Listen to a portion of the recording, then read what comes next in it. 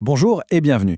Aujourd'hui, on va s'intéresser à une vertu, une vertu souvent mal comprise, l'humilité, mais vue à travers le prisme de la Bible. C'est loin, très loin d'être un signe de faiblesse. Au contraire, les textes la présentent comme une véritable source de force et même de repos. Ça vous intrigue? Allez, c'est parti, on plonge dedans. Et pour commencer, j'ai envie de poser une question un peu provocatrice. Si on demandait comme ça, quelles sont les vertus que l'on aimerait développer? On entendrait sûrement l'amour, la patience, le courage, des choses comme ça. Mais très honnêtement, qui penserait à mettre l'humilité tout en haut de la liste? C'est rare, n'est-ce pas? Et pourtant, c'est justement ce que la Bible présente comme un chemin absolument essentiel. Bon, pour bien comprendre un concept biblique, quel qu'il soit, il y a un principe de base, un point de départ incontournable, c'est Jésus. Et pour l'humilité, ça ne change pas. Pour vraiment saisir ce que ça veut dire, le mieux, c'est d'abord de regarder comment lui, il l'a vécu, comment il l'a incarné. Et ce verset tiré de la lettre aux Philippiens est fondamental. C'est vraiment le cœur du sujet. Il décrit l'acte qui fonde toute l'humilité du Christ. Le mot qui change tout, c'est « s'est dépouillé ». Attention ici, il ne s'agit pas du tout d'une perte ou d'une défaite, non. C'est un acte volontaire, un choix délibéré de renoncer à son statut divin pour prendre notre condition, la condition humaine. Alors, regardons ça de plus près. Qu'est-ce que ça veut dire concrètement? D'abord, il s'est dépouillé. Ça, c'est un choix, c'est une action. Ensuite, il a pris une forme de serviteur. Ce n'est pas juste qu'il a renoncé à sa gloire, non. Il a carrément adopté la position la plus basse qui soit.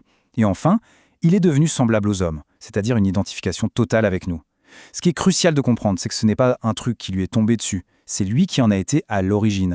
Et ça nous amène directement au deuxième point super important. L'humilité, telle que la Bible la présente, ce n'est pas, mais alors pas du tout, un sentiment passif, genre une faible estime de soi. Non, c'est une décision. C'est une posture active qu'on choisit d'adopter jour après jour. Ce qui est vraiment puissant dans ce passage, c'est que c'est une invitation de Jésus. Il ne donne pas un ordre sec du genre « soyez humiles », pas du tout. Il dit « apprenez de moi ».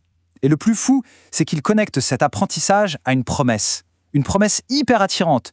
Vous trouverez du repos pour vos âmes.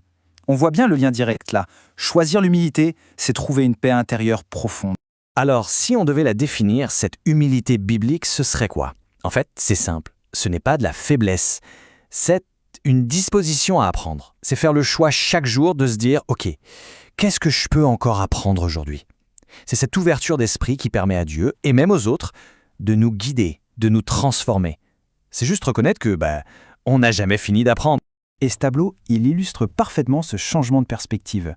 En gros, l'humilité nous fait basculer de la colonne « faire », vous savez, là où on passe son temps à essayer de prouver sa valeur, à chercher à être vu, à être entendu, pour nous amener dans la colonne « être ». Et là, dans cette posture, notre identité, elle est en sécurité. On est libéré de cette pression constante de la performance. Et c'est exactement là que se trouve le fameux repos. On n'a juste plus rien à prouver. Ok, maintenant, prenons un peu de recul.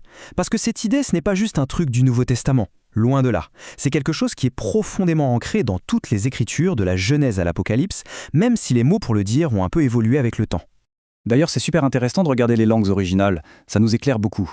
En hébreu, le mot « anava » évoque vraiment une posture physique, l'idée d'être courbé, dépendant de Dieu, c'est presque une condition de vie. Et puis en grec, le mot « tapainephrosyné » est plus dans la tête, c'est un état d'esprit, une façon de penser, qui choisit délibérément de ne pas se mettre en avant. On voit bien comment l'idée est la même, mais elle s'approfondit. Et l'Ancien Testament, il est plein d'exemples comme ça. L'humilité, c'est la condition pour être proche de Dieu, c'est le chemin qui mène au véritable honneur. Et le truc qui est assez fou, c'est quand on lit que Moïse, oui, Moïse, le grand chef qui a défié Pharaon, est décrit comme l'homme le plus humble sur terre. Ça montre bien que l'humilité, loin d'être un frein, c'est en fait le socle d'un vrai leadership.